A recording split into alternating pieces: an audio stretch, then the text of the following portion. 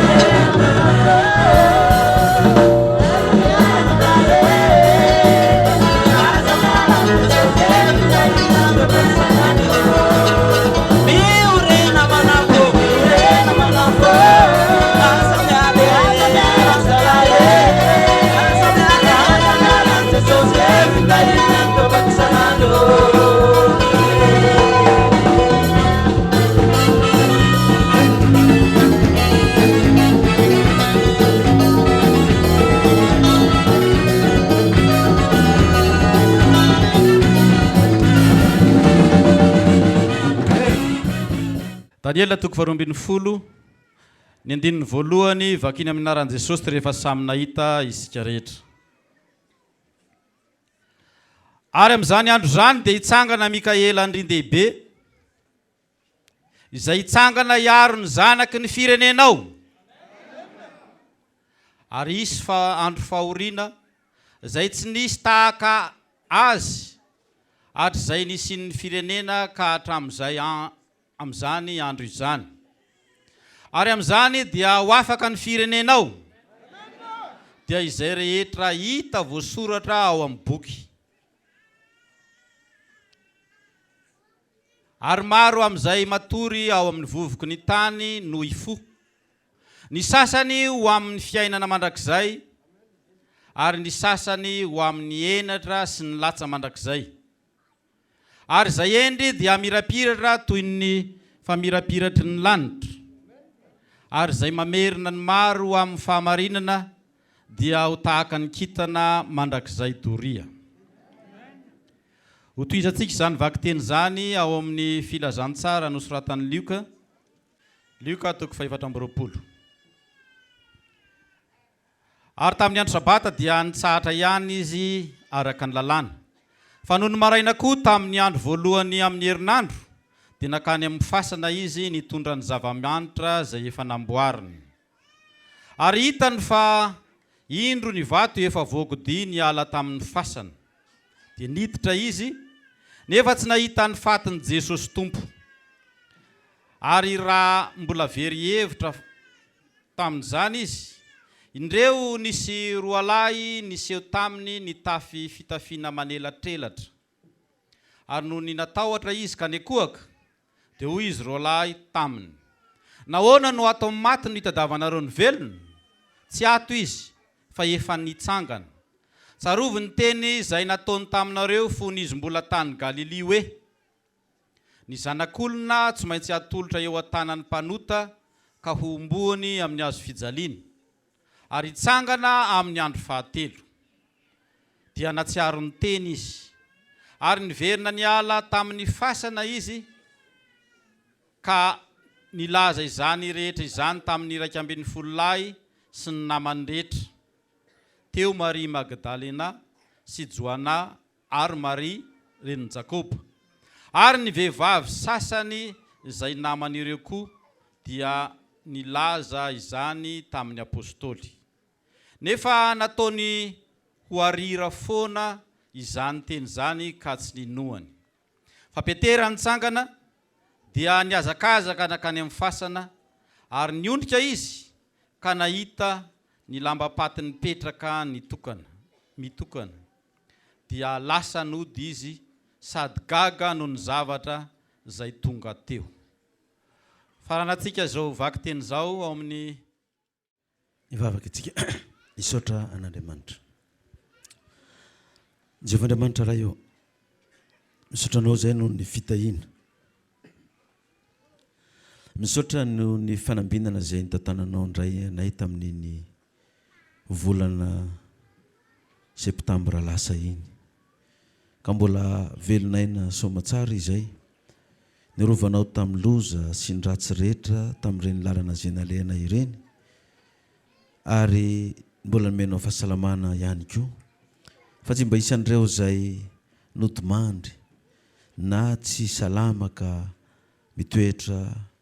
ato tokantrano ato marary mihaino ny hafatra sy ny toriteny na ty amin'ny hôpitaly, fa nomenao tombontsoa kosa izahay, na dia tsy mendrika aza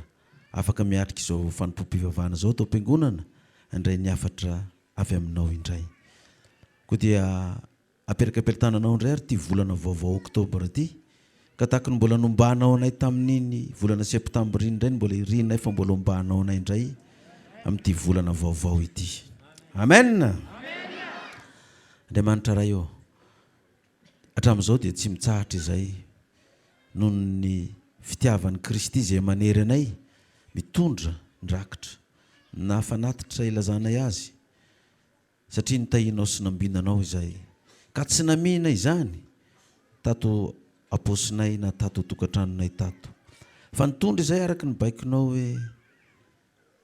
aza miseho foana natreko tsy mitondra fanatitra ny olo faoko hitondra arak'izay zakany avy tsy arak'izay fanambinana nomen'Andriamanitra azy. Ny masonao tompo nahita izay narotsaka tsirary avy araka ny fanambinana sy ny fitahiana izay nomenao anay.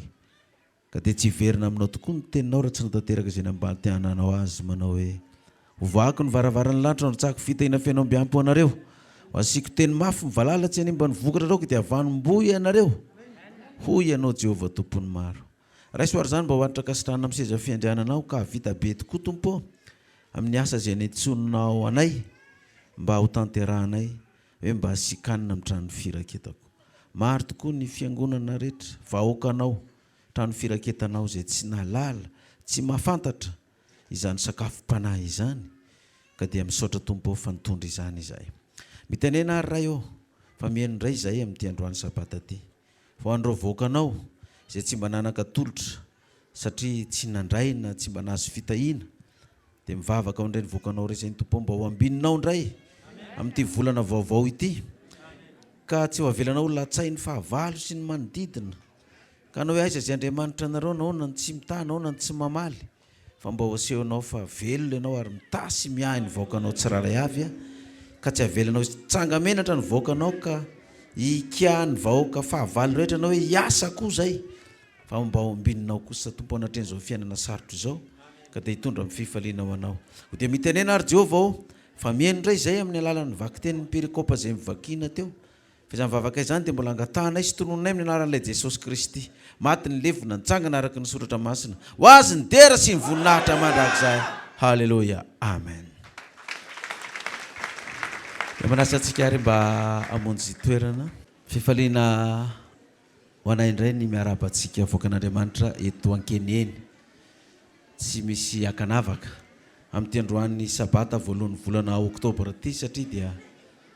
ity indray no fotoana eonantsika eto ko dia mahafaly ny miarabantsika rehetra voakan'Kenieny tsiraray avy indrindra koa tsika vahiny izay tonga miaraka eto koa androany ary manonona ny fiadanan'ny tompo sy ny fahasoavany ho amintsika rehetra hatramin'ny kely indrindra ka hatramin'ny lehibe indrindra ko dia ny fiadanany sy ny fitahinany ho amintsika. Amen. Tsy adintsika koa ny miaraba reo voakan'Andriamanitra manerana ny Madagasikara hatraty ampitan-dranomasina ty manaraka tsy tapaka koa ny afatra isaky ny sabata ohatra zao fa dia miainga avy eto amintsika keny indray ny afatra ko dia arabaintsika avokoa reo voakan'Andriamanitra rehetra na amin'ny alalan'ny radio no hinonona izao afatra izao na aty am-piangonana ny mihaino ny afatra tsika dia tsy adino koa ny miarabantsika rehetra manonona ny fiadanan'ny tompo mba ho amintsika tsiraray avy ary manaraka an'izany dia tsy adinontsika koa ny miarahaba ireo vahoaka tsy mpiray fanantenana amintsika fa ato tokantrano ato izy aty ambony fiarakodia dia mihaino tsy tapaka ty radiontsika ty mihaino ty toroteny ty na iza toerana misy azy tsy mbola mpiray fanantenana fa dia tsy tapaka mihaino ny afatra tsy adinonay koa tsika zany manaraka tsy tapaka izao toroteny eto amin'ny radio izao tsika avy any faritany zay tonga eto koa moa dia tsy adino ny miarabantsika satria dia tazanay teloha misy vahiny avy any amin'ny faritany avy any manodidina avy any Antsirabeany tazana eto mahafinaritra ny mahitantsika hoe mamangy ny fiangonana Kenieny zany satria dia tsy foitsika ity fiangonana ity zay no ela fa dia homariky ny firaisampotsika sy izay fifankatiavantsika zay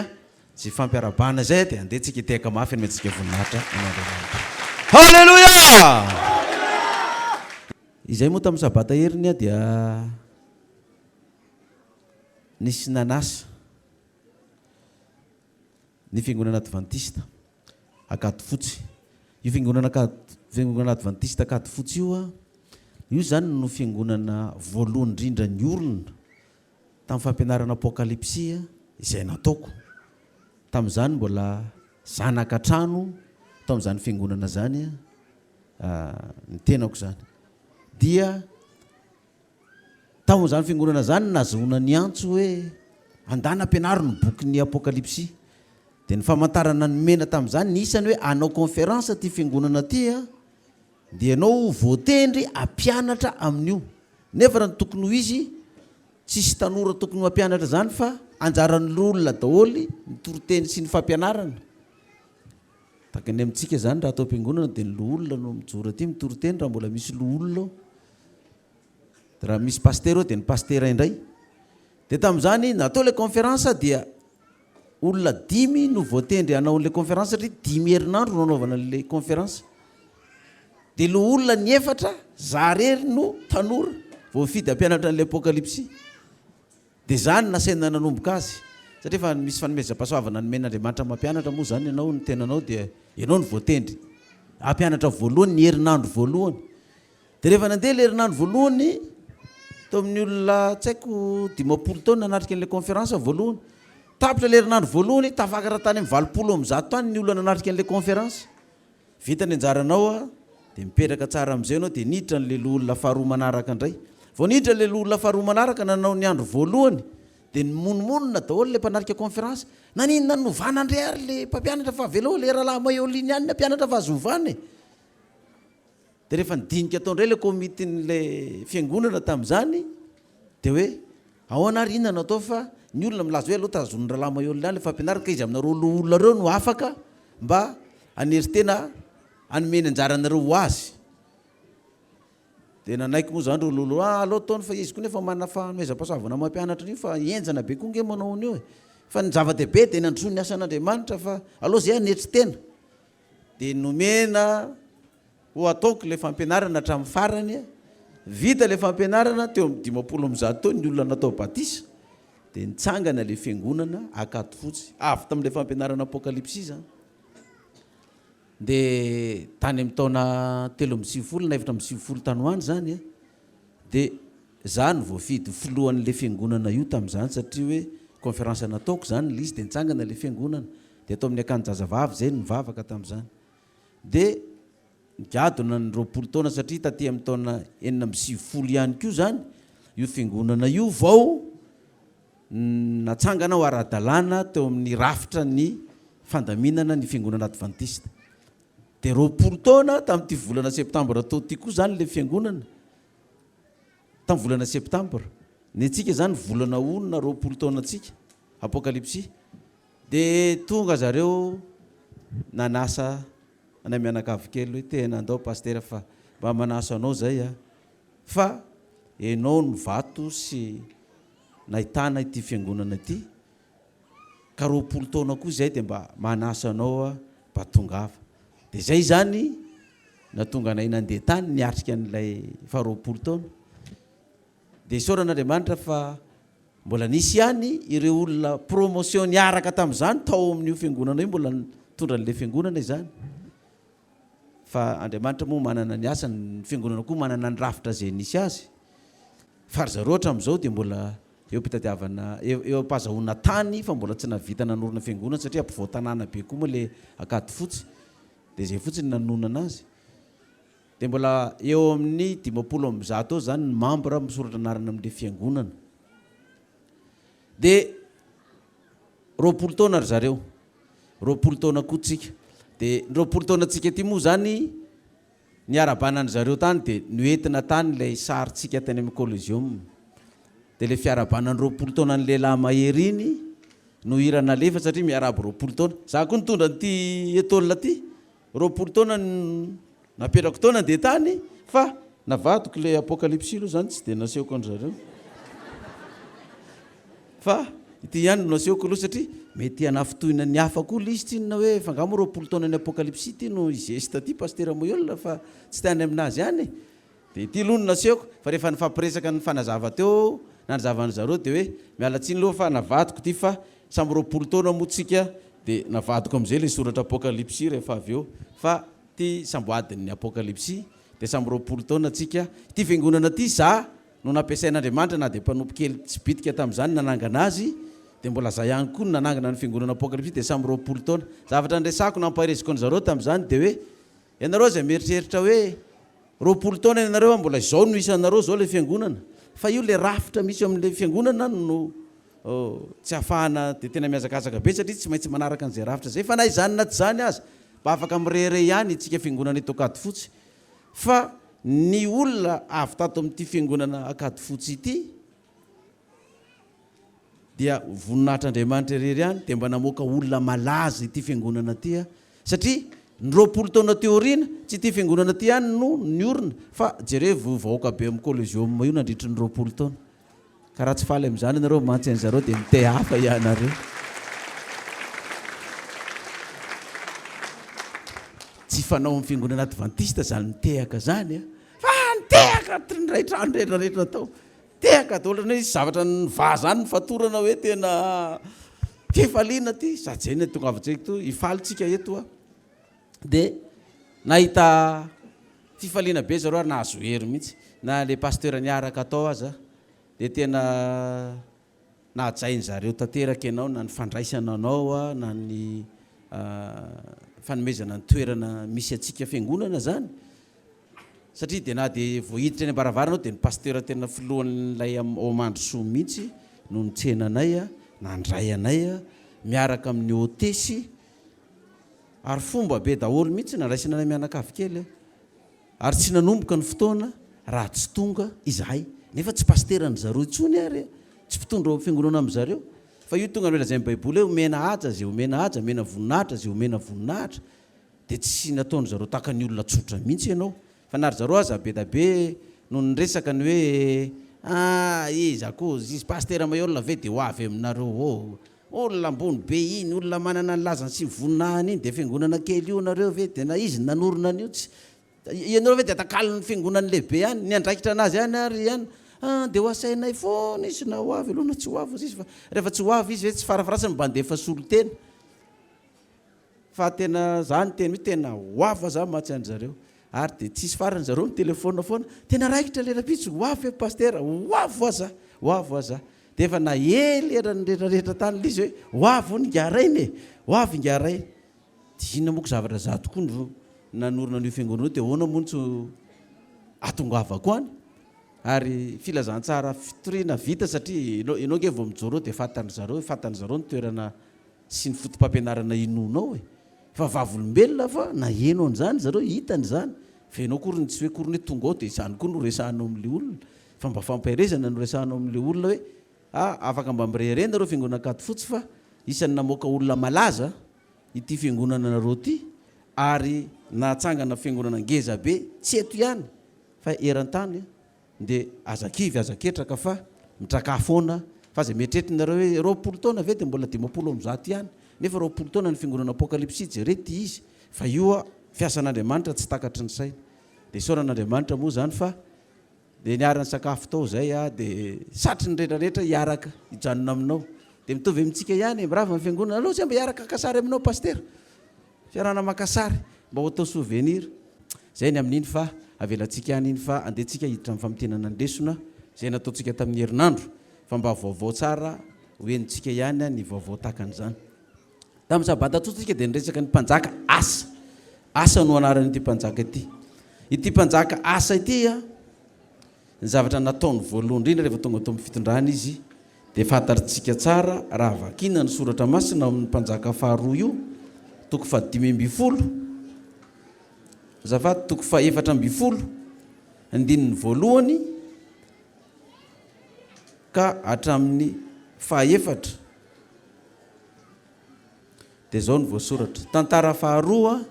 toko fa 4 andininy voalohany ka hatramin'ny fahaefatra ny andohany nanjakany asa sy ny nandravan'ny fomba mpivavahana tsy marina ary ny nandresen'ny etiopianina ary asa nanao zay tsara sy mahintsy eo mason'ny Jehovah Andriamanitra fa nandrava ny altarany firenena hafa sy ny fitoerana avo izy sady nanorotoro ny tsangambato tsampy ary ny kapa ny Asera ary nandidiny Joda hitady any Jehovah Andriamanitry ny razany izy ary akatoy ny lalàna sy ny didy ary nandrava ny fitoerana avo sy ny tsangakazo ho an'ny masoandro teny amin'ny tanànany Joda rehetra izy dia nandry fa izay ny fanjakana teo anatrehany ity mpanjaka ity zany rehefa nandray ny fanjakana dia nandeha mahintsy sady nanao tsara teo masin'Andriamanitra izay fahitsiana tsy fanaovany tsara zay zany dia nandra avany zay karazana altara ny firenena hafa raha ny tena marina zany altaran'ny firenena hafa zany fivavahana zany fivavahan'ny firenekahafa rehetra zay tsy mifanaraka tamin'ny fivavahana amin'Andriamanitra dia noravany no torotoroy ny tsangam-bato-tsampy rehetrarehetra nandravany fitoerana avo sy ny tsangakazo ny masoandro dia nandidy ny vahoaka n'Andriamanitra ny Joda hitady an'i Jehovah Andriamanitry ny razana dia rehefa tanteraka zay dia nandro fahizay izy ny fanjakany teo anatreny dia raha fitinitsika moa zay afatra zay dia hoe itsika koa amin'izao fotoana zao tsy dia hoe misy tsangakazo na tsangam-bato hotopoitsika arabaky teny satria ny afatra dia mety efa amintsika vahoaka an'Andriamanitra fa mety manana hevy ny ara-panahy zany tsangakazo tsangam-bato sampy amin'ny fiainantsika zany dia raha ny afatra tamin'ny heri no resana mety hoe fitiavatena mety hoe avonavona mety hoe lolopo mety hoe fankalana mety hoe folentika fo tsy mba mety mandefitra fo maloto tsy mety madio manana fo feno valifaty manana fo feno faratsiana mety ho zany ny tsangam-bato anatintsika ao mety lainga alatra fitsangajangana ino misy ty famonoana olona sinsisa dia nyresahana tamin'izay samy ary mijery ny tsangakazo ao anatiny ao na ny tsangam-bato tsampy ao anatin'ny tenatsika tsiraray avy ao dia mandehana marina tsy maintsy eo mason'Andriamanitra ravao zany poteo zany arodany zany amin'ny fiainanao ao dia samy mandinika ny tena tsisy fampiapanga hoe nenianina zao nenianina zao nenianina zao fa neniasa teo amin'ny fanjakany no hitany zay tao amin'ny firenena izy tsy nandeha nandravany fitsangakazo sy ny tsangam-bato ny aseratany amin'ny fireneka hafa tany fa zay noentina tao aminy tao zay tao anatiny tao dia tahak'izay koa ny atsika tsy neny hafa any no izahanao potehnao zany fa nenao no jerevo zany hoe ahoana ny anaty dia samy mandravany azy fa imarika nresahana hoe raha mbola tsy madio fotsika dia tsy tanteraka amintsika mihitsy lazay baiboly hoe hoy Jesosy hoe sambatra no madio po fa izy no ahitany izy no hitan'Andriamanitra mbola manana fankalana olona ve tsika mbola manana fankalana mpiaramonina ve tsika nao atokantrano ao na ty am-piangonana dia ianao samy mijery an'izay daholo ka raha ohatra hoe mbola tsy madio fonao io zany mbola tsy rava io tsangakazo ao anatinao io dia na dia mivavaka ary tsika zany na dia manao fanatitra ary tsika zany dia tsy mahita an'Andriamanitra satria niteny hoe tsy mahita an'Andriamanitra tsisy valim-bavaka azonao satria tsy mahita an'Andriamanitra ianao tsy henin'Andriamanitra ny vavaka ataonao tsy miheno anao izy dia adidiny tsirairay avy adiditsika tsirairay avy ny samy manadio ny atoanaton'ny fotsika ato mba tsy hoe za dia mbola maloto ny foko amin'iny olona iny za dia mbola maloto ny foko amin'iny pastera iny amin'iny missionnaire iny amin'ny évangéliste iny amin'iny loolona iny amin'iny diakona iny amin'iny dorcas iny amin'iny chorale iny amin'iny mitendry zava-maneno iny amin'io scout io na amity dia anjaranao no manao an'izany fa na andeha akaizy tsika na andeha akaizy raha te hitady fiadanana sy filaminana amin'ny fiainanao anao manokana zany ny tenanao dia tsy maintsy mandrava ny tsangakazo zay ny resantsika tamin'iny ary zay olona nandray zany afatra zany tokoa dia be da be tokoa rehefa tonga ny mpaminany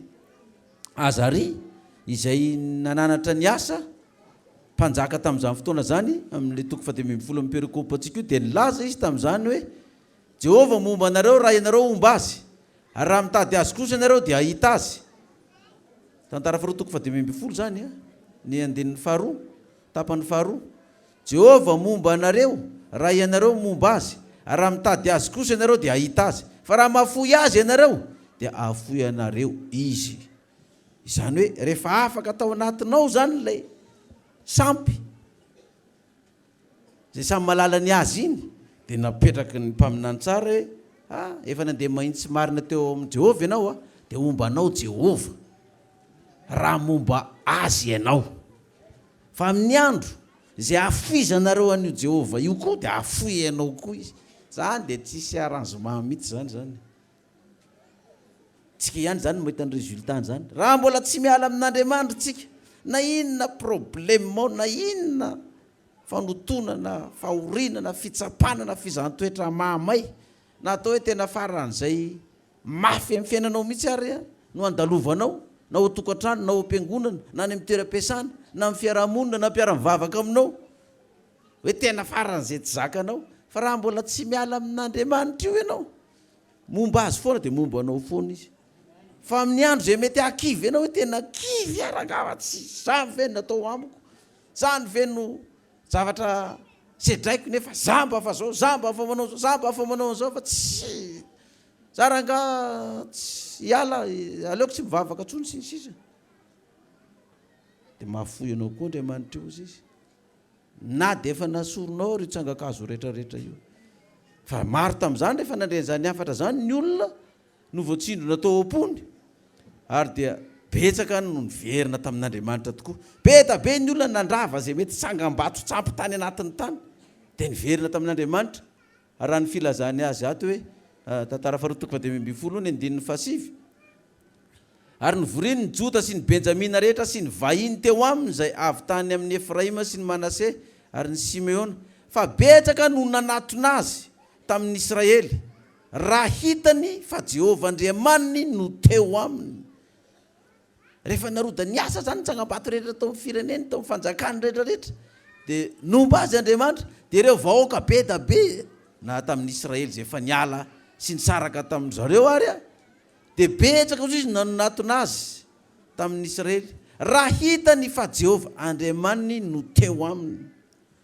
hitany reto vahoaka rehetrarehetrarehetra rehefa nisaraka moa ny Israely sy ny Jota zara roa tanteraka mihitsy nefa samy niantso an'Andriamanitra ihany fa taty amin'ny fanjakana Jota nisy niasa indray zany tany iray nomban'Andriamanitra satria navita nandrava nitsangam-bato sampy rehetrarehetra izy dia avy navoaka tany amin'ny Israely lasa nanatona azy indray hitany efa tena momba anao mihitsy Andriamanitra anaraka ny tidianareo ty koa zay fa raha tsy momba anareo Andriamanitra tsy misy fitahiana sy fahasoavana betrabetro zao hita amin'ny fiangonana dia lasa nanaraka izy ireo dia tohizana tany amin'ny Jesosy le izy tamin'ny Mateo toko 7 ozy izy ny mpianatra Jesosy ary reto ary zay fa efa nafoy zay mety anananay rehetrarehetra efa nandrava zay tsangam-batonay rehetrarehetra dia ahoanany aminay mafy taminay niavana tamin'ity olona anankiray ato ty mafy taminay niavana tamin'reto paroasy reto mafy taminay niavana tamin'reto régional reto mafy taminay niavana tamin'io vadiko na tamin'io zanako na teo mpiara-mivavaka aminay io raha ny zavatra nataon'io anay mafy taminay za fa tena zay ary dia nanao vava mihitsy hoe tena za indray aloha dia amela ny eloko an'io fa ny nataon'ny tampoka dia tsy ho adiniko mihitsy za indray aloha dia manaiky fa eny zay le izy fa ny foko mbola tsy afaka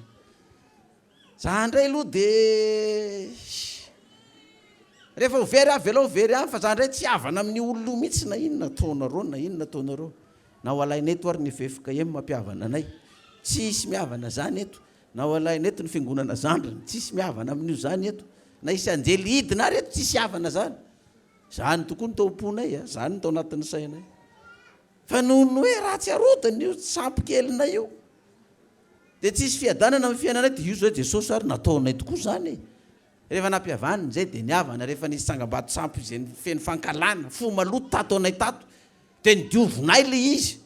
dia inona ary no azonay aminao zany fa nataonay tokoa ne zany na dia efa tokony tsy fampirarary zay tsy fampiavana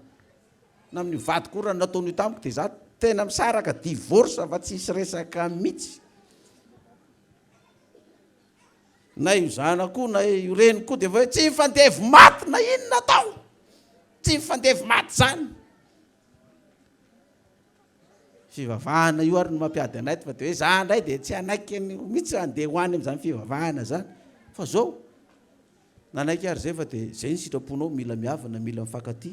mila miray saina mila miray hevitra mila miray fo tsy mety aminay zany efa nanaiky say inona ary no azonay inona no azonay Mateo toko 7 mandray satsika tamin'iny fa aty amin'ny marika toko 10 izy mazava anazy tsara verset synoptika marika toko 10 ovakitsika vetivety manomboka ny 9:20 marika toko 10 9:20 ka hatramin'ny 1:30 ary hoy Petera taminy indro izay efa nafoy ny zavatra rehetra ka nanaraka anao hoy Jesosy lazaiko aminareo marina tokoa tsy misy olona efa nafoy trano nanaovana cellule, nanaovana fiangonana na rahalahy zay nandrara azy tsy hivavaka na nabavy na reny na ray zay nandraona hoe roahana tsy ho zanaka intsony raha manaraka an'izany lalana izany, zany fahamarinana zany, zany Jesosy zany maty ny levina araka ny soratra masina, na zanaka zay nandraona ny ray aman-dreny koa, na tany na fohy tany anaovana fiangonana sy ny sisa, no ny amiko sy ny filazantsara ka tsy handray zatoko eny rovinao izy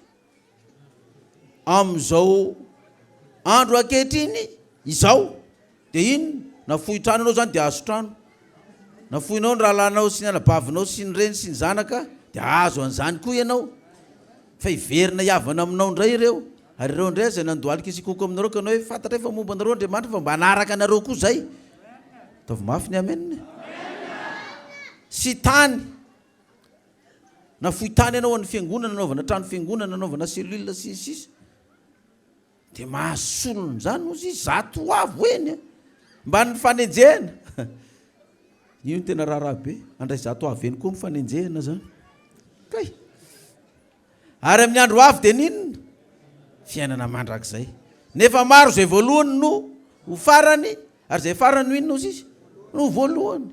Tsy misy olona ozy izy Jesosy sy navita nandrodana nitsangambato sampy tao ny tenany tao e, nafoy izany mafy mafy ny miala an'izany nanala an'izany mafy, fa tsisy na iza navita nafoy izany ozy izy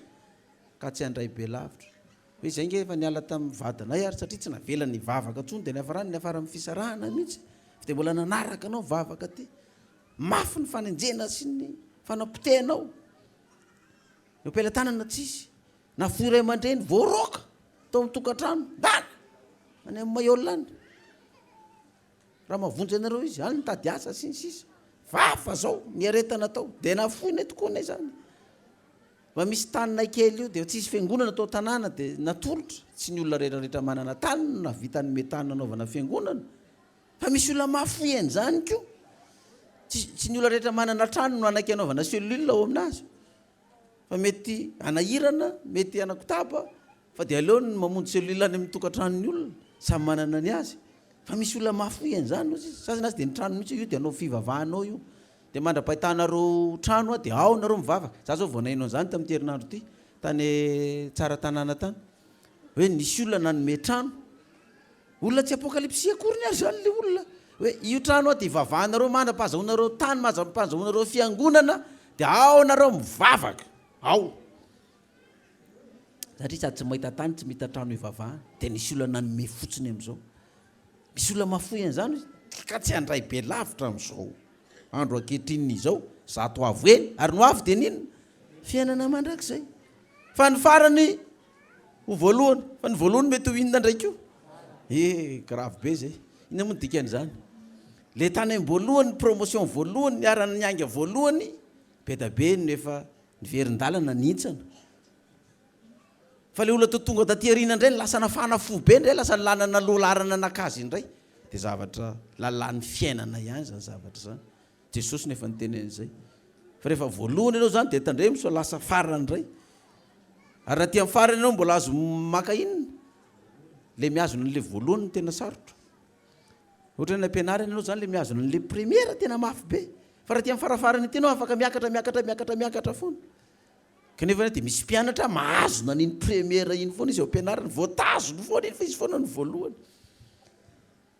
Zany afatra rehetrarehetra zany nataon'i Jesosy tamintsika dia mifandray amin'ity perikôpa amin'ity herinandro ity. Ity perikôpa antsika ity raha vakina amin'ny ankapobeny fotsiny dia miresaka fahafatesana sy fitsanganana amin'ny maty. Ka alon'ny kipiny masonao, alon'ny hafatesanao, raha tsy maintsy ho faty ianao alon'ny vin'i Kristy, efa rava ve ny tsangam-bato tsampy, ny asera tao anatinao tao, samy malala azy tsika fa tsy hiverenana intsony. Dia raha raisitsika ny vakitenitsika tao amin'ny Daniel toko 12. Daniel toko 12 andiny voalohany ka hatramin'ny 7.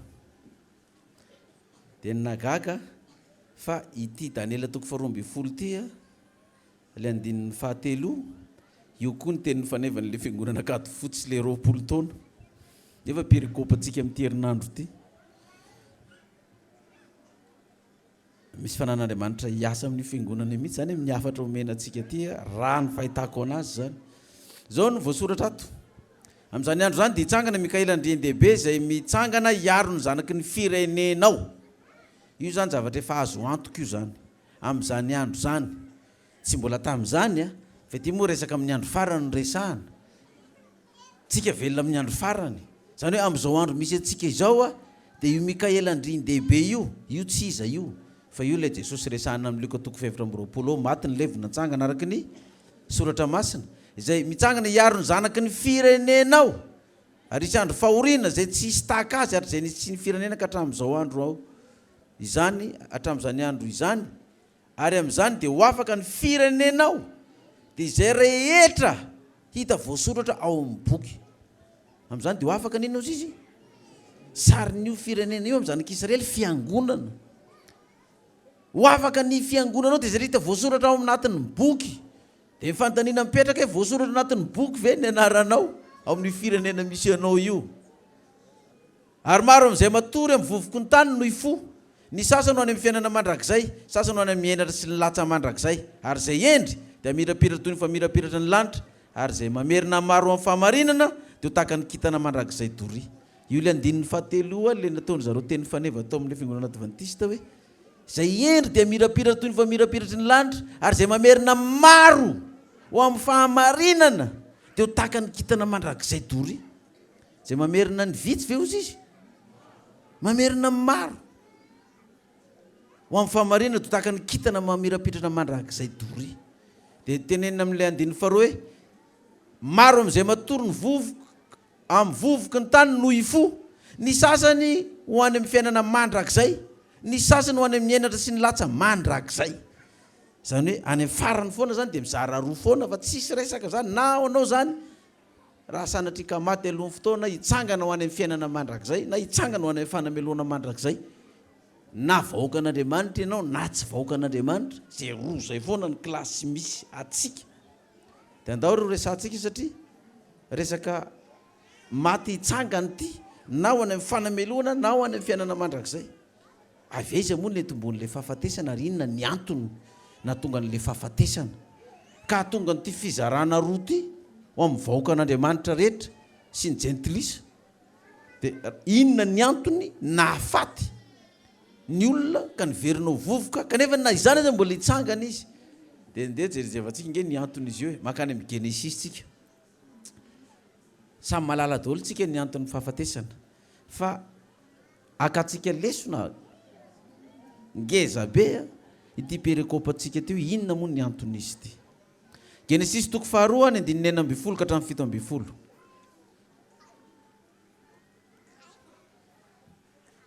Genesis 2:9 tsy manina ataontsika hatramin'ny 7.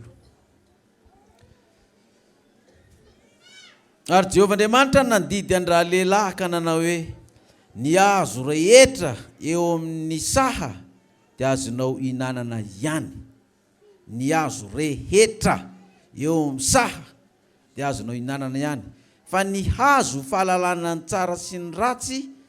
dia aza hinanana fa amin'ny andro izay hinananao azy dia ho faty tokoa ianao ary Jehovahandriamanitra nanao hoe tsy tsara raha irery raha lehilahy dia hanaovako vady sahaza ho azy izy vatantsika moa zany fa nahazo vady Adama zany dia nahazo an'i Eva fa ny baiko ny mena dia hoe ny azo rehetra amin'ny saha dia azonao hinanana fa ny azo fahalalana ny tsara sy ny ratsy izay ihany ano azaky ty anao fa amin'ny andro izay hinananao azy dia ho faty ianao amin'ny andro izay hinananao azy dia ho faty tokoa ianao hazo fahalalana n'inona io zany azo raisina hoe fitahina sy ny ozony ny tsara dia fitahina ho an'ny Adama sy ny taranany fa ny ratsy dia ny ozona ho tonga amin'ny Adama sy ny taranany ka zaky ty anao io azo misy ny ozona sy ny fitahina io tsara sy ny ratsy io ihany na zaky tena fa sisan'izay tao mifanarana-po dia mitoy ny tantara ary Genesis toko 7 ary menarana dia fetsy noho ny biby rehetra izay nataon'Andriamanitra ary hoy izy tamin'ireo vehivavy hanky efa nataon'Andriamanitra hoe aza ihinananareo ny hazo rehetra eo amin'ny saha fa ireo vehivavy tamin'ny menarana ny voan'ny hazo eo amin'ny saha dia azonay hinanana ihany fa ny voan'ny hazo eo voan'ny saha kosa no efa nataon'Andriamanitra hoe aza ihinananareo na tendrenareo izany fa ndrao maty ianareo izany hoe tafitany Adama tamin'ny vadiny tsara zany ny afatra tafitany tamin'ny vadiny tsara satria ianao mbola tatioriana vao namboarin'Andriamanitra ho vadiko a fa ny afatra nomen'Andriamanitra anaty izao ny hazo rehetrarehetra azontsika hinanana sakafontsika daholo fa io anankiray io ihany no azo akitiana ay ve ozy izy efa bon d'accord zany avy tokoa Satana menarana ela ny hazo rehetrarehetra voansaha hono dia tsy azonareo hinanana daholo ny hazo rehetra anatin'ny saha tsy azonareo hinanana zany hoe navadika Satana zany le izy hoe ny hazo rehetrarehetra eo amin'ny saha hono dia tsy azonareo hinanana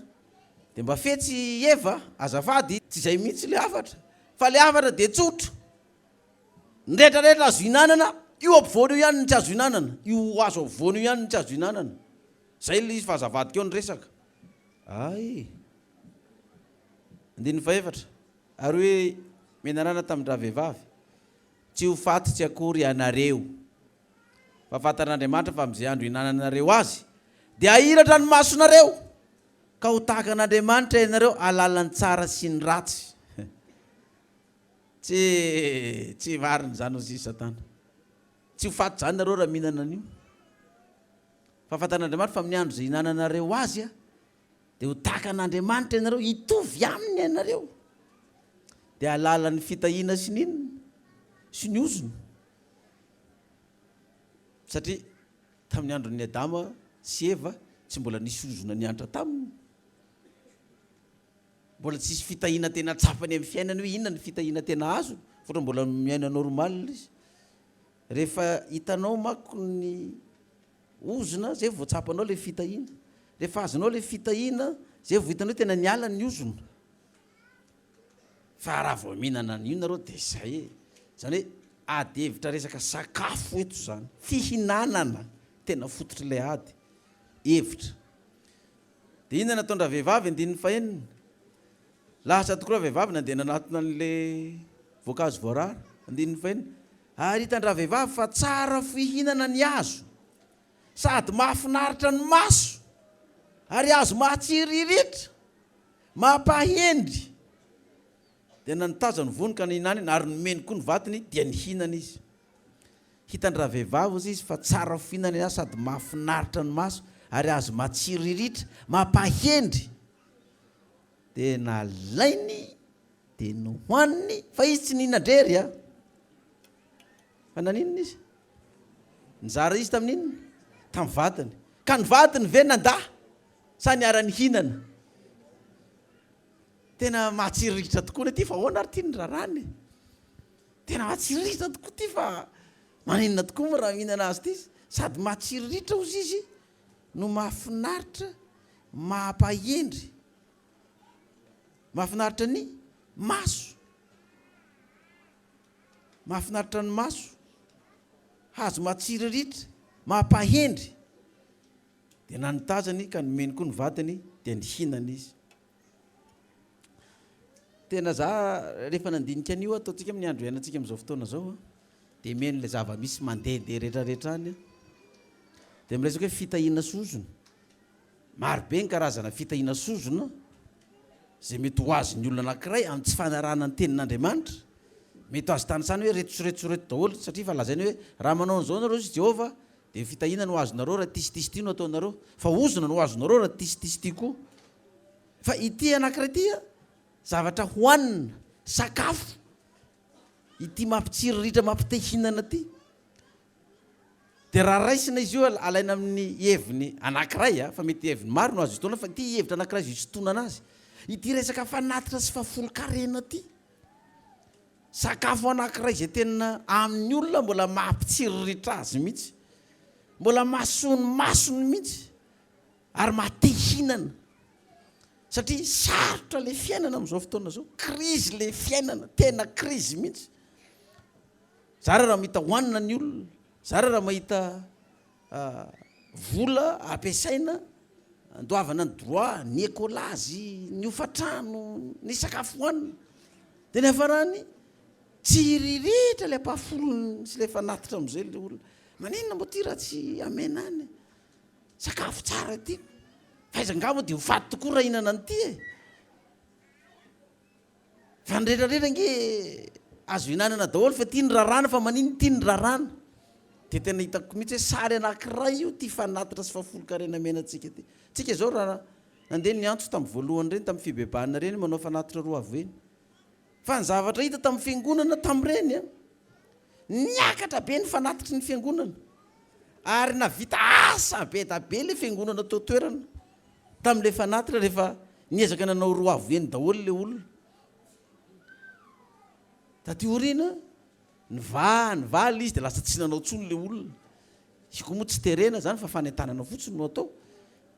fa tsy vitany hoe tsy nanao fanatitra roa avy eny le olona fa nohaniny hatrany amin'le fafolo-karena koa tokony sasany efa manao fanazavana ary am'izao fotoana zao hoe tena le fafolo-karena nketsika ny trano firaketany tokony hoanitsika daholo le izy tonga izy ny olona tsiriritra an'izany hoanina ny fafolo-karena fa tsy alefa any amin'ny ampiangonana tsony tsy alefa any amin'ny fobeny fa andao hoanina sakafo matsiriritra io tsinona ka izy ny olona tsy ho resy lahatra am'izany aizany misy fiangonana mizara fafolo karena sy fanatitra zany ny tena izy zany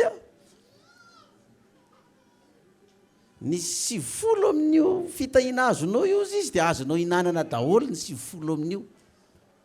fa ny ampafolony ihany na azy hinananao izy izy Jehova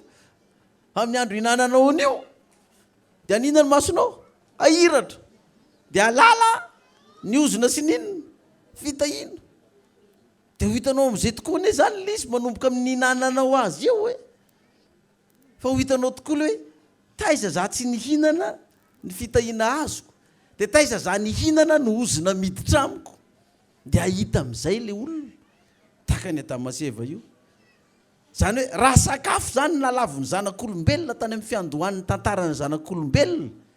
aty amin'ny andro farany zany inona koa ny mbola lavony zanak'olombelona mbola sakafo ihany ko ary zay mampitonga an'le mbola tonga avantsika ry amin'ny apokalypsy rehefa avy eo mako satria hitsangana maty ianao na ho any amin'ny fitsarana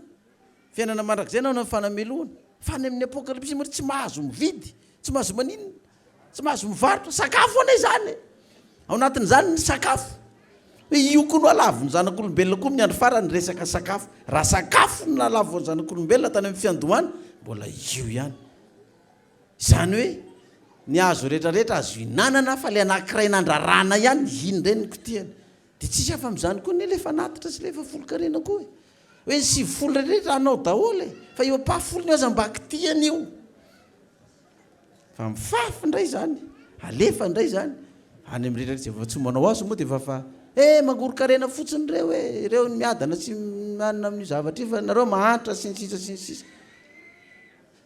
io tsisy fiangonana tsisy pastera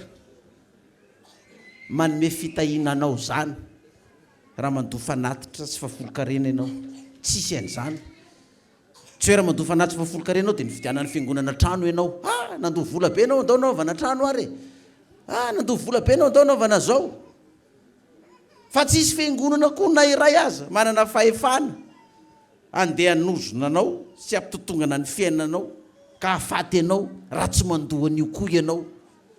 na tsy manao an'io tena ato amintsika nga misy terenanao an'izany na manao ny olona na tsy manao satria io tsy raha contrat ifanarahanao amin'ny pastera na amin'ny fiangonana na amin'ny vadinao na amin'ny zanakao na amin'ny ray aman-dreninao na amin'ny patronao fa io anao sy Andriamanitra io taka ny Adamaseva nga contrat tamin'ny Satana ny azy fa amin'Andriamanitra amin'izay andro izy hinananao ho faty ianao ahiratra ny masonao fa Satana nge laza hoe tsy marina zany fa za mety fitahana amin'izany nareo zavatra mahatsiriritra matehinan'io ve de io ajanonareo fa tsy ho faty zany nareo fa ato ho takan'Andriamanitra nareo Adamaseva ny safidy hoe inona tokoa ny fampirarako amin'Andriamanitra amin'io fa aminasy ho azo hoaniko ihany io za ihany ny safidy an'io ka Andriamanitra nandrarana io ka raha hoaniko dia aninona izy anorana sanavandra fa hoaniko dia ho hitako ao zay ao ataony fa marina ny satana hoe tsy raha mihinana an'io nareo tsy problème na mamihinana an'io nareo tsy problème marina zany tiany azoko anao porofonana zany koa dia avoakako daholo ny porofo amin'izany ozy izy Adamaseva porofo amin'izany dia zao mahafinaritra maso zavatra nataon'Andriamanitra nataony tsara daholo ka inona maninona raha mihinana an'io porofo amin'izany mahatsiriritra io dia tsy resy lahatra ve ianao fa mahatsiriritra io zavatra io ve dia ho avelanao fotsiny ao fa tsy hihinana an'io ianao tsara be io ary mahate hinana fiainana fa krizy zao fiainana efa sarotro zao mahate hinana zany dia resy lahatra izy mivady ninany efa fa zao nandresy lahatra ny vadiny koa izy moramora kokoa ny raha ny vehivavy mandresy lahatra ny lehilahy no lahy mandresy lahatra ny vavy satria ny vehivavy fanaka malemy fanahy vao tambitamby eo raha lehilahy eo ambony fandriana eo miova daholo ny zavatra rehetrarehetra hoy sery hoantsika io rapitso hoantsika io rapitso jehova nge fa laza eza hoanina io hoe ka izy nge tsy tsara be io hoe mba tiako dia tsy alohanao mba miara mihinana raha tena ty ay ianao ndo hiara hinana an'io tsika porofoky ny fitiavanao ndo ranga hiara hinana an'io fa zao nge hofatitsika aza amin'ny raha rahany aloha fa ho hitao raha maty tsika na tsy maty fa dia nihinana tokory zareo rehefa nihinana inona ny zavatra nazo azy ndininy fahafito Genesis 3:7 ndininy fahafito dia nahiratra ny mason'izy mivady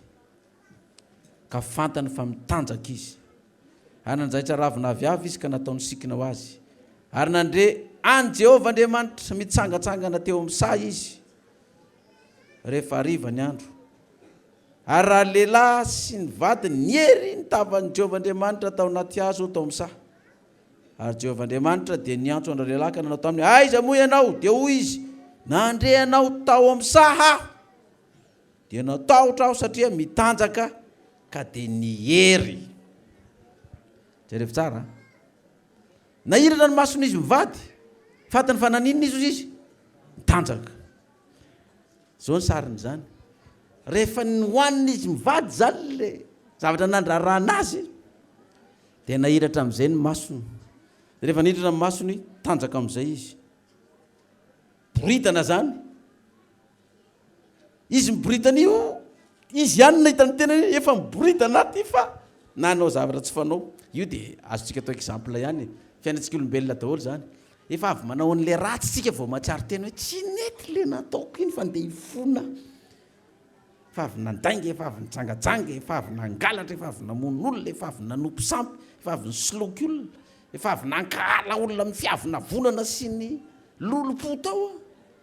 dia rehefa tranquille tsara iny ianao zany tony tsara amin'izay ny tenanao tony koa ny fonao eo anao vao manomboka manenina Andriamanitra dia za ve tena vitan'izany Andriamanitra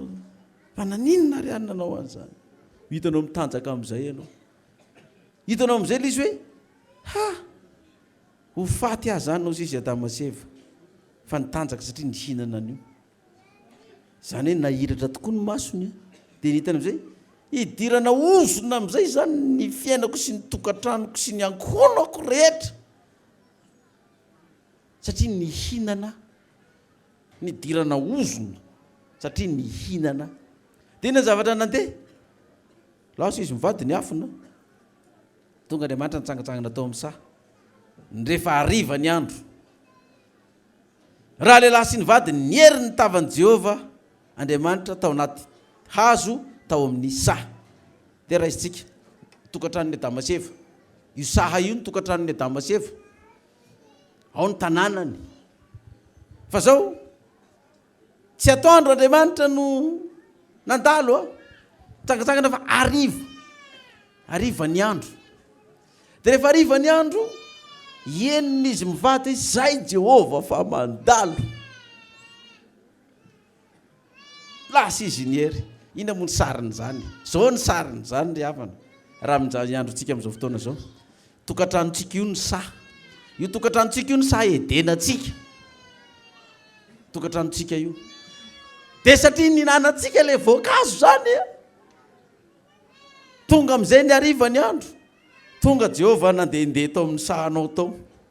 ino no sandandehanana io le tenin'Andriamanitra tonga amin'ny radio ato tokantranontsika ato mahenotsika hoe zay le tenin'Andriamanitra zay l'Andriamanitra tonga amin'ny alalan'ny teniny ato tokantrano ato dinana ataontsika mihery vono ihany zany radio za fa tsy te hihaino an'izany zany foana koa ny resadresana isak'izay mandeha zao zany atao ny mihery mpioany tele io fa tsy te hijereny io satria tonga ohatranonao amin'ny alina de anao koa amin'ny alina mihaino radio matetika ianao amin'ny alina ny tena mihaino le toriteny dia le toriteny fa mandehandeha eo aminao ianao nefa mahita hoe za mihitsy no aboritany zany toriteny zany le ataoko zao mihitsy zany lazainy zany toriteny zany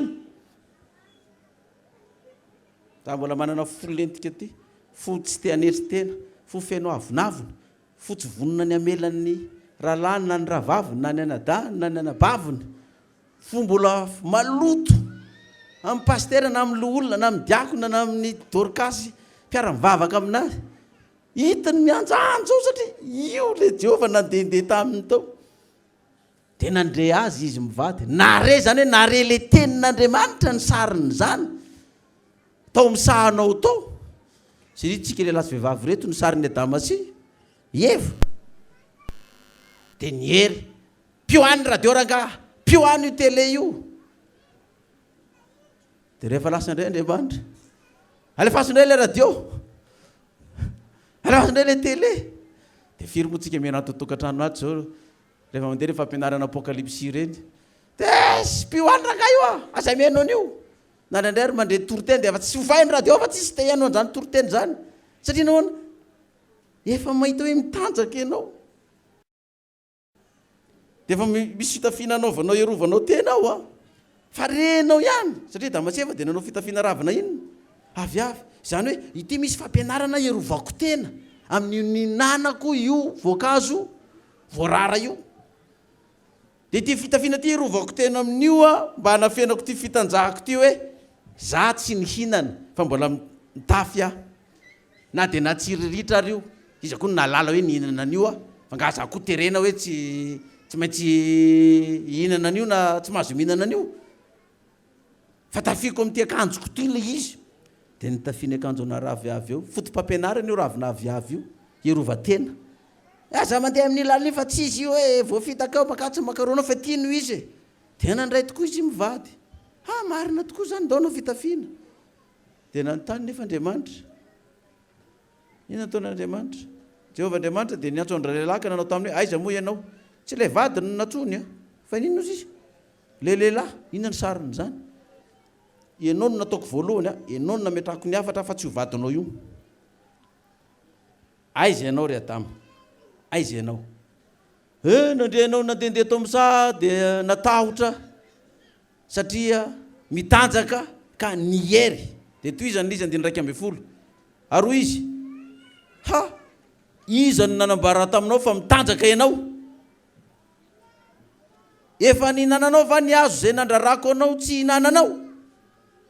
itsika ve de mieritreritra hoe tsy fantan'Andriamanitra fa efa nohaniny io zavatra io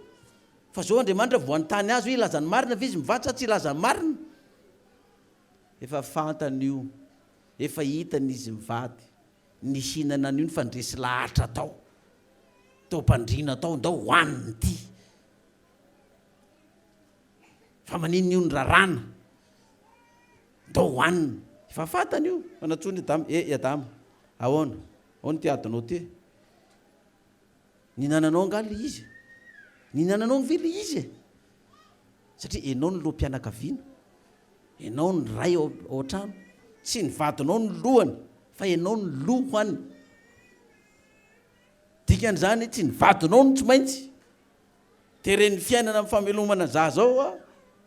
de ny azo rarana tsy hoanina rehefa nitambatambazy ny vadinao eny ary zany fa nohony aminao moa zany fa de zao de samy mahita zay vokany any zany fa de zay ianao lohampianakaviana ianao zany responsable ny ankohonanao io na iara-maty aminao io na iara-belona aminao manaraka ny teninao malohany ianao moa zany ny ankohonanao dia araka ny soratra masy vovonjy miaraka amin'izay izy tsy anaraka izy dia izy ny tompona andraikitra amin'izay fa raha tafiditra miaraka aminao ianao dia tsy afaka ianao ahoanao izy andiny ndraiky amin'ny folo sy roa ambin'ny folo ary izy no nanambara taminao fa mitanjaka ianao efa ninananao va ny azo zay nandrarako anao tsy hinananao dia hoy raha lehilahy ny vehivavy zay nomenao ano namako izy nanome any voankazo dia ninanaho raha tsy nasianao ny vehivavy itao za tsy naninana za tsy nihinana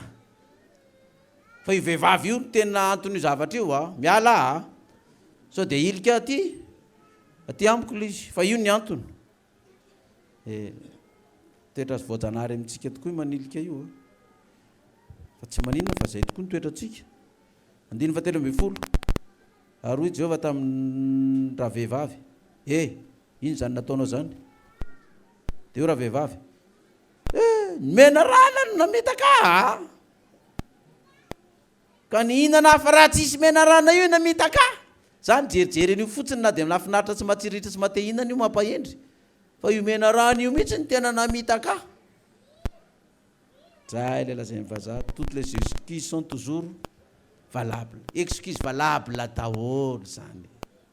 ndao raisitsika fotsiny hoe ndresantsika be fanaritra sy fafoloka reny fa maninona nohaninao ny fanaritra sy fafoloka reny ka za resy lahatra nisy nampianatra hoe hoanina io fa za ny trano fira ketana ka tokony asikanina ny ako za sahirana dia nohaniko resy lahatra an'izay ka io nampianatra ana io nampihinana anany io fa za nge tsy nihinana an'io taloha fa resy lahatra nampianariny ty olo ty hoano dia nohaniko satria nitoanany ny ty toko sy andininy 1 2 3 4 5 reto kosa ve dia tsy mahatsiritra kosa reto toko sy andininy reto mandresy lahatra mampitahinana mihitsy reto toko sy andininy reto dia nihinana ve zay ny antony nihinananao inona ny résultat ny ary marina zany fa zay tokoa ny antony nihinananao ny fitahany mena rana ianao fitahany ty mpampianatra ty ianao ny vadonao nandresy lahatra anao tao dia nihinana ianao marina daholo zany inona ny zavatra nitranga ty ny valiny fanadinana andininy 4 ambin'ny folo ary hoy Jehovah Andriamanitra tamin'ny mena rana satria nanao zany ianao koa amin'ny biby fiompitra sy ny biby dia rehetra dia ianao ny voaozona ny gibonao andehananao ary vovotany no hohaninao amin'ny andro rehetra iainanao dia mpifandrafesika ianao sy ny vehivavy ary ny taranakao sy ny taranany izy anorotorony lohanao ary ianao kosa anorotorony ombela tongony ary koa izy tamin'ny raha vehivavy be dia be ny fahorianao aho indrindra fa raha manananaka ianao ary fahoriana no hiterahanao zanaka ary ny vadinao ny anteheran'ny fanirianao ka izy no anapakanao koa izy tamin'ny Adamo satria efa niain'ny feno vadinao ianao ka ny hinananao ny azo zay nandrarako anao hoe aza hinananao izany dia voaozona ny tany noho izay nataonao fahoriana no hinananao ny vokany amin'ny andro rehetra iainanao ary anilitsilo sy hery ho anao izy ary hohaninao ny anana famboly ary ny atsy ambony tavanao no azaonao hanina mandra-piverinao any amin'ny tany fa ny tany nanalananao fa vovoka ianao ary iverina ho any amin'ny vovoka indray ianao dia manontany amintsika ary iza ny afatsiny tamin'izy telo reo voaozona daholo tany tsy naniry ho azy tsony tsy tonga amin'ilay fiteny hoe mamboly voky tsy mamboly voky fa tsy maintsy mitotototo amaranana tantaran'izy mivady dia ty maty zareo sa tsy maty maty ary niainga avy tany amin'ny Adama dia nitaranaka hatraty amin'ny andro misy antsika zao dia ripaka ny fahafatesana daholo samy manana karazam-pahafatesana ao ny mety maty marary ao ny maty tapoka ao ny maty vonoan'ny olona ao ny maty vodonan'ny tôbila maty ny latsa-potaka maty ny latsa-mbaratra fa zao zany karaza-pahafatesana fiainana davanandro fa ato misoratra masina koa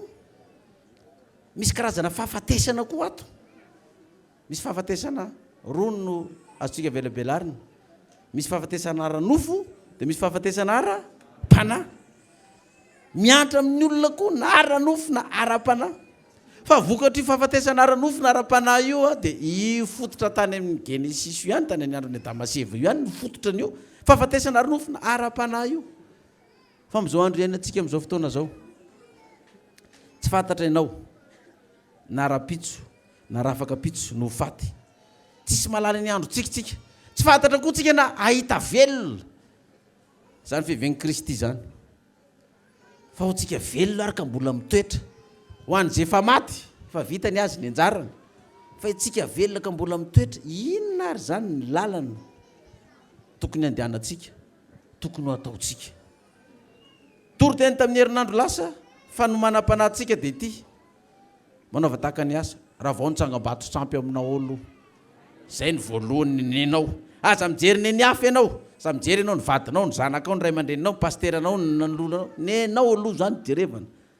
hoe ity ny apio Andriamanitra mba ahafahako mandrava azy io fa izy io dia tsy foiko izy io mahatsiriritra io ato anatiko ato matehinana io mahafinaritra io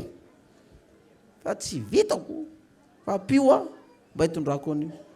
ka raha tonga ny andro zay kipiko efa mba ravako ny any trangam-bato sampy tato anatiko tato ka amin'izay fotoana izay raha hitsangana amin'ny maty aho hitsangana hoaiza any fiainana mandrakizay fa raha sanatria tsy matinao io tsy voaravanao io tsy potikanao io ka mikipo ny masonao any pasany tsy voarécupérenao ntsony any ianao voanarina an'io takany hoe raha tsy nandray ny mazava dia ty amin'ny fahavelony le olona any pasany izy tsy afaka andray ny afatra intsony vitany aminy ity ihany zany donc io zany tsy fampirarahanao amin'izaniza mihitsy io anao sy Andriamanitra rery ihany io aza dia mananatra atsika sady mbola miteny foana raha jeren'io perikôpantsika io hatramin'izay tany amin'ny voalohany tany izy masisika zany mamely mafy tena mandraona arak'izay izy ary mampitahotra faran'izay tratrany mihitsy mba tonga ny olona atahotra an'Andriamanitra mba tonga ny olona iverina amin'Andriamanitra satria ny anjely voalohany hoe matahorana Andriamanitra ka omeo voninahitra izy tena nefa ny tamin'ny faran'izay mafy faran'izay marary daholo zay teny rehetrarehetra hoe mba ho tonga saina ny olona fa misy olona tonga saina fa misy olona tsy tonga saina misy olona manao hoe zay aza ampitahorana an'izany zay aza ampirorona amin'izany angara ratsy zao dia zao angara tsy vavaka aminareo dia zany angara ratsy zao dia zao dia amin'izao indray Andriamanitra miala nenina indray Andriamanitra miantso indray izy atsono indray hitantsika tamin'ny perikôpy zanak'Israely tamin'ny andro ny asa zay rehetra niala tamin'ny Jehovah natsono miverena daholo indray miverena daholo fa avelao ny lasa omba ny lasa any zay any arina any avelao any fa dia atsovy daholo indray ny olona hiverina na inona toerana misy azy na inona ndraikitra misy azy atsovy hiverina hiaraka mivoaka an'Andriamanitra miantso indray zany izy amin'izao fotoana zao dia rehefa aoriana kely eo mety tsy hisy tsony zay antso zay koa mety tsy ho hitanao any amin'ny perikôpa antsony koa zay antso zay na nieny ny olona na namaly na tsy namaly tahaka ny tantara kely anankiray ty tovolahy kely ity 12 taona sy ny mamany dia matetika ny mamany zany miantso azy foana dia maniraka azy miantso azy foana dia maniraka azy miantso azy foana dia maniraka azy dia ny hafarany reraka ingara iny za foana veranga ny rana isaka sanandro zao to mity trano ity dia ndrem-pandeha niantso azy ny mamany izy miperaperaka ambony hazo mahazo tsotsodrivotra tsara amin'ny andro mafana iny sady mitsilailay matoritory eo izy zay niantso liva tsigarany maniraka tsaka rano ndray zay tsy etsiketo aho izy liva aiza renao natsony livako vao maiky ingarainy nakatoromaso tsara natsotsodrivotra tao tsy namaly mihitsy izy lasa ny mamany andeha dia nanoratra taratasy niantso anao liva fa tsy hitako mihitsy ianao fa tonga teto ny dadatonao tady atsika mianaka fa andeha hitsangatsangana any an-dranomasina itsika hiaraka amin'ny fiarakodiany katikatara tsara tarehibe iny dia efa nitondra kilalao izy nitondra bisikileta izy hololovina any ka lasa izahay fa ianao tsy hitako fa io ny vary dia io ny loka dia andrahoy ny sakafo fa lasa izay sy dadatonao dia afaka 3 andro zay miverina aminao fa tsy ho ela izahay dia napetrany tao ilay taratasy lasa tokoa ilay raha matoa sy ilay dadatony zany nandeha tsisy niantsontsony efa tsy niantsontsony mama tsy ilainy ntsony azy ao singareny re ambony azo dia ho dia am'izay fa naona fa masaka zay ny vary ao fa pareny rehetrarehetra ao zay fa tena mba tsy nanao rarandro any niazakazaka zany kely tonga tao an-trano mama tsisy mamaly mama nona masaka ve vary tsisy namaly jerevany mbola tapitra misy taratasy fa kiny am'izay tonga teto dadatonao niantso anao a fa hitondra atsika hitsangatsangana ny an-dranomasina izy tondra bisikileta izy nitondra bonbon izy nitondra biscuit izy hololovina any ka izy tsy nahandro fa ela loatra ianao dia lasa zahay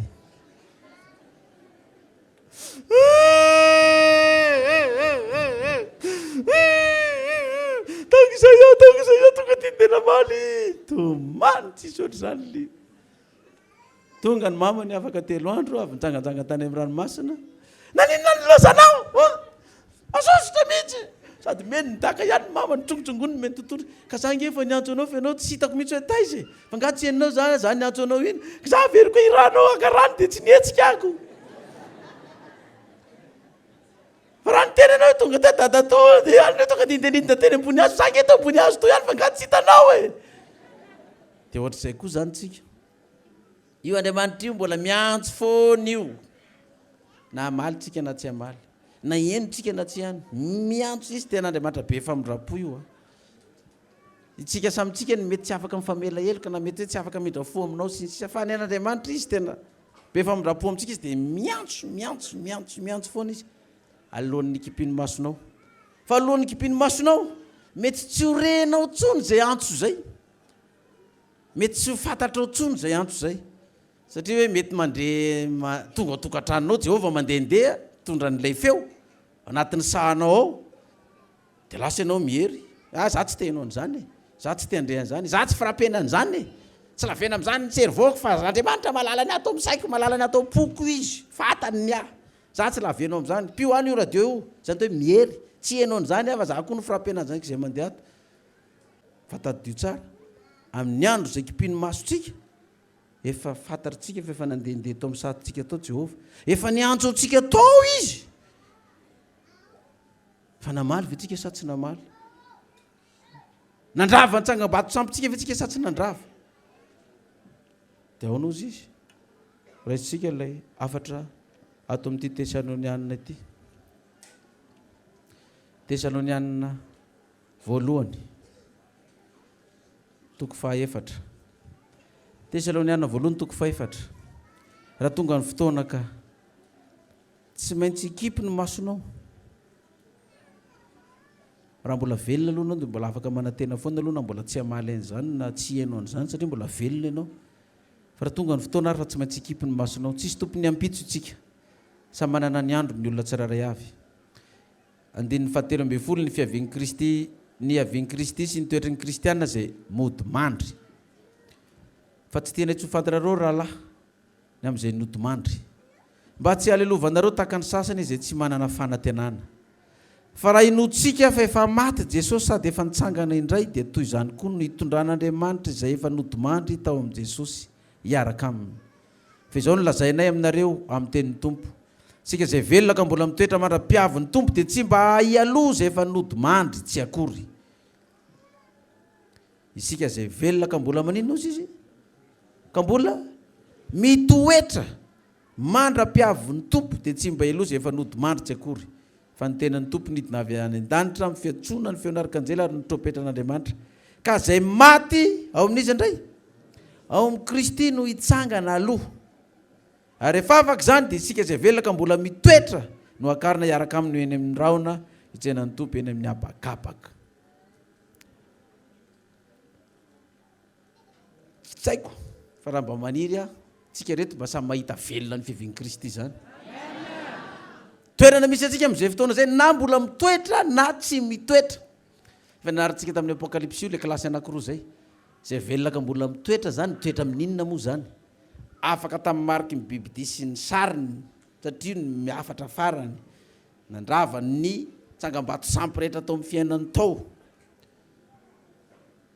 Tsy nandray an'izany na dia nisy aza ny fanamelona ho faty sy ny fandrahonana. Tsy nandray ny mariky eny amin'ny andro na eny amin'ny tanana sady tsy nekoaka. Fantatsika ny fiakofana lombo bibidia sy ny sariny. Raha ny didin'Andriamanitra dia ny sabata. Raha ny amin'i Jesosy dia ny Kristy maty ny levona nitsangana araka ny soratra masina sy le Kristy maty ny levona nitsangana tsy araka ny soratra masina. Ireo le fiakofana. Ka mbola nitoetra tamin'izany, niaraka tamin'izany lalana izany zany ireo olona ireo ka velona izy, ireo le mbola nitoetra. Tonga ny fiheviny Kristy eo izy manatrika azy. Itsangana itsena azy amin'ny ranon'ny lanitra. Fa mety isy amintsika tsy atra zany fanenjena sy fahoriana lehibe zany. Tsy ahita maso an'izany akory ny ary fa ho faty alohan'ny fotoana ianao. Sambatra zay maty eo amin'ny tompo fa ny asanao izy maninona. Zany hoe ianao dieny zao zany dia efa tsy mekoka amin'ny bibidia sy ny sariny sy ny mariky ny anarany zany. Tsy nandray amin'izany amin'ny andronao hoe nanaiky an'izany ianao amin'ny andronao. Tsy niasa ianao amin'ny andro ny Jehova fa dia nanompo azy. Tsy nekoka taony lohany dia maty ianao. Rava nitsangam-bato sampy ny fankalanao ny olona ny avinavina anao ny fonao maloto iny. Tsy nentinao maty ny fonao maloto iny fa efa nadio ny fonao vao maty ianao. Misy olona manao an'izao. Eny ny alonge mbola maloto ny foko amin'ny olo fa zao rehefa hitako hoe tady ho faty dia eo vao manadio ny foko aminao amin'izay. Ho reo olona. Ohatrany tamin'ny hazo fijaliana e. Le jiolangy eto amin'ny hazo fijaliana toy izy hoe Jesosy eo matsaroa vy ary efa aiza any amin'ny fanjakanao fa amin'ny ora farany. Ka na inona problème na inona olana. Raha olona ny arahanao, raha olona no hitokianao, raha votoky problème anao dia miala amin'ny fiangonana ianao. Fa raha ny tenin'Andriamanitra ny fikiranao, tsy na inona daka eo, na inona fandroasanao, na inona fankalana mahazo anao, tsy miala amin'izany fiangonana izany ianao. Raha fatao hoe mbola an'Andriamanitra io, fa raha tsy an'Andriamanitra intsony moa io, inona koa ny ipetrahanao fa ndana mandeha. Zao mialako na zary ve tsy alako, hitako hoe zavatra tsy izy tsony na za kory miala. Fa zao tadidio tsara fa ao amin'ny soratra masina zanak'Israely io ny fiangonan'Andriamanitra tamin'ny androny. Fa izy tsy nifidy fireneka-hafa zany. Na dia inona ny adalàna nataon'ny Israely tao, na inona ny adalàna nataon'ny Joda tao,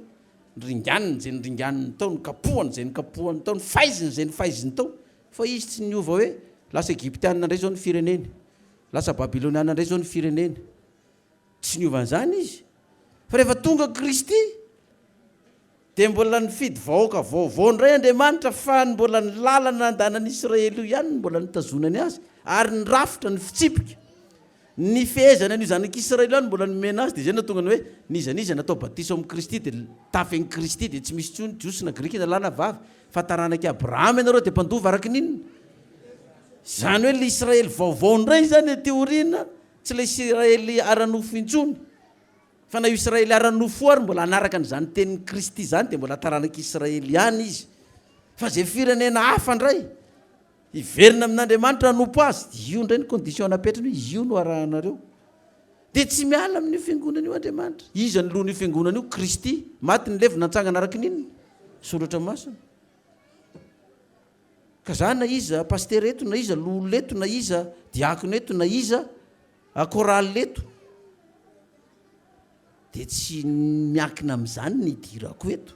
tsy miankina amin'izany ny vavahako eto, fa miankina amin'iza? Amin'ny Jehovahandriamanitra io. Na ho ilikao na ho dakanao na homenao andraikitra na tsy homenao andraikitra, zay ny rafitra misy. Za manompo an'iza foana amin'ny fiangonany any Jehova. Ny mpitondra eto mety ho faty raha pitsoravaka vitsy miovaova foana iny. Fa Andriamanitra tsy miova. Ny afatra ny meniny tsy miova. Napetrany tsara io amin'ny andro hinananao an'io ahiratra ny masonao. Alalan'ny tsara sy ny ratsy. Ny hinananao io hitanao ny tsara, hitanao ny ratsy, hitanao ny fitahina, hitanao ny ozona, fa tsy miova ny teniny iny.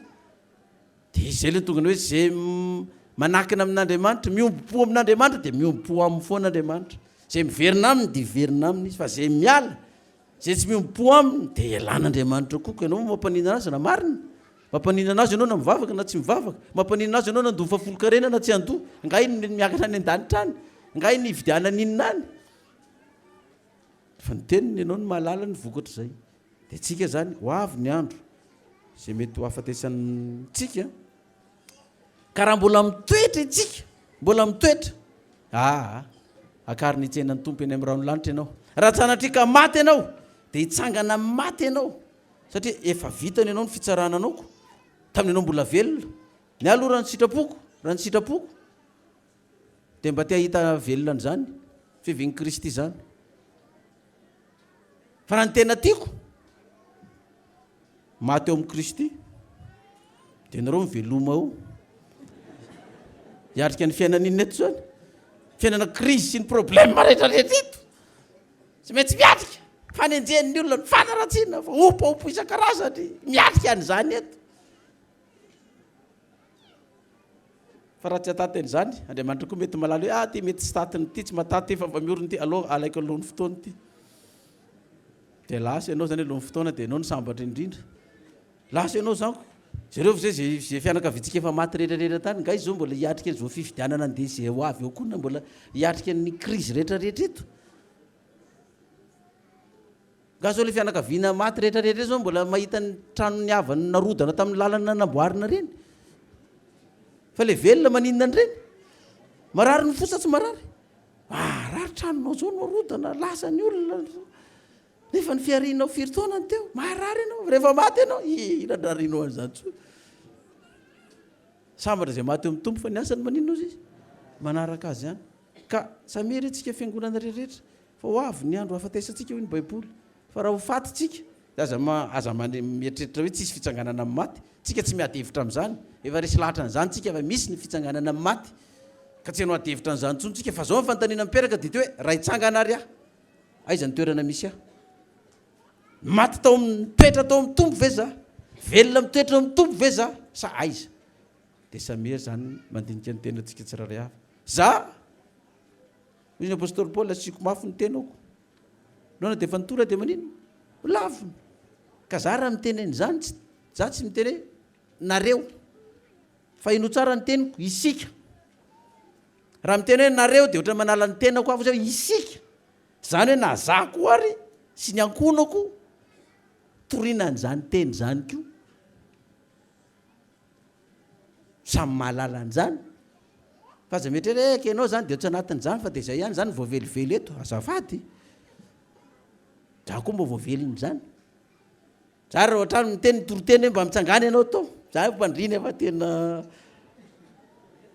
dia manao zao za ihany ve miteny aoka hitsangana anao inona moa fa mitsangana ihany aho farany hoe zaho ty moa tsy mbo mitory amin'ny tenako fa mitory amin'ny hafa lasa koa mitsangana sao dia za ndray no peritetiko rehefa avy eo ten'Andriamanitra ianao nitory tamin'ny hafa io nga tsy mba nitory tamin'ny tena anao ny hafa nyvonjenao voavonjenao ty tavelona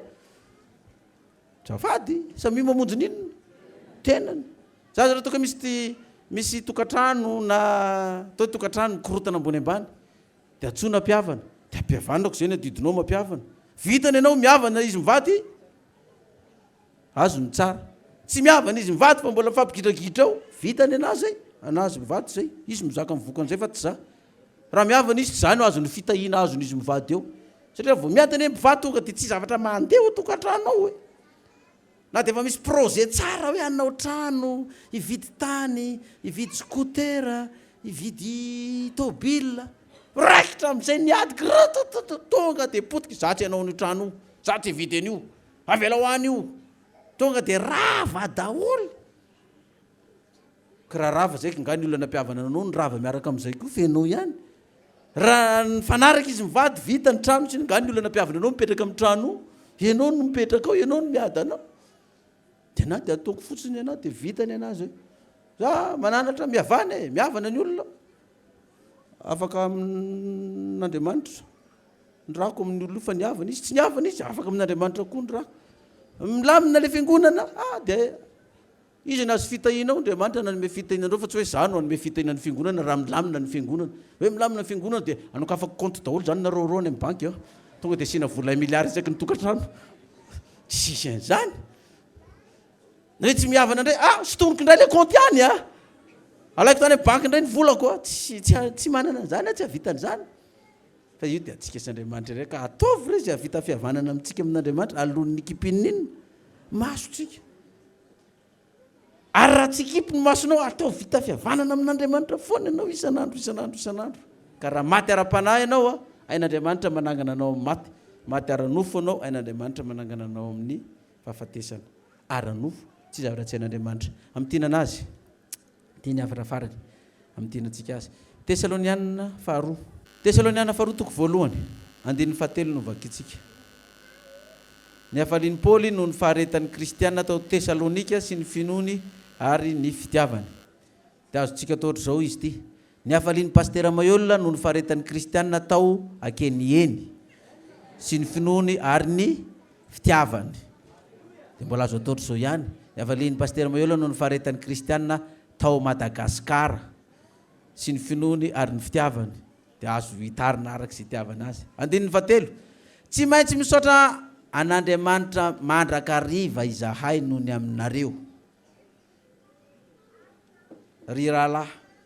fa mamendrika izany satria mitombo fatratra ny finoanareo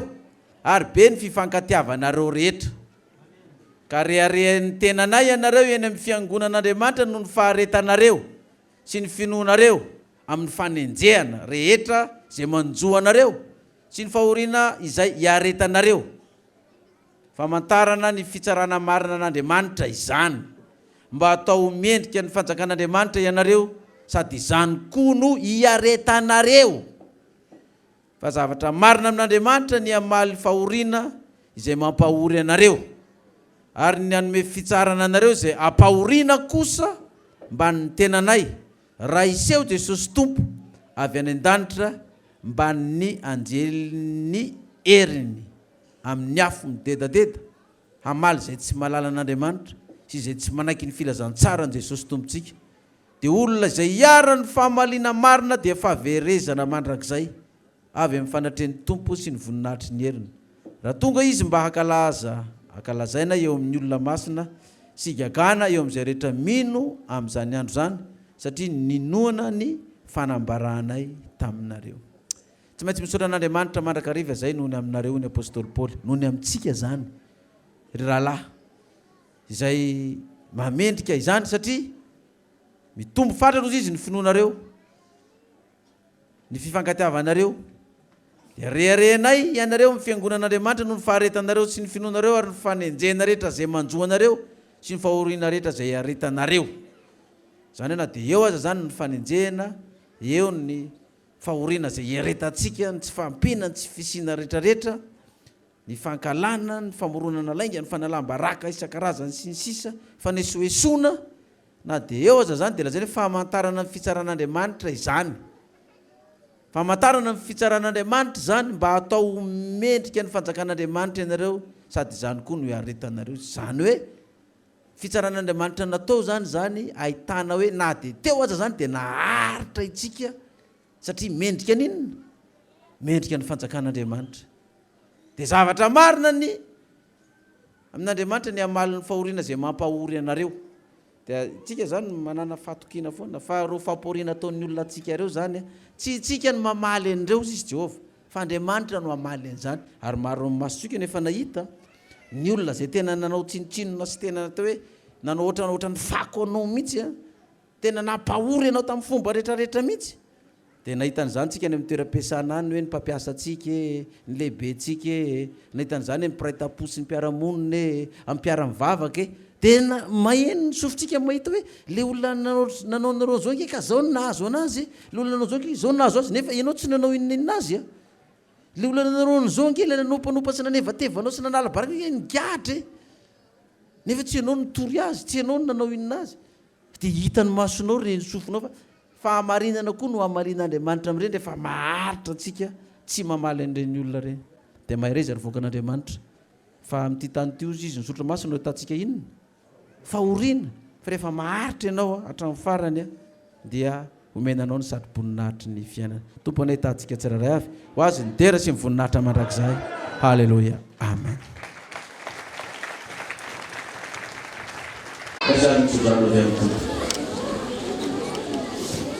Ajora dia dia taposisy arona ka nanao taminy hoe izao teny zao mety nareo mitsodrano ny zanak'Israely.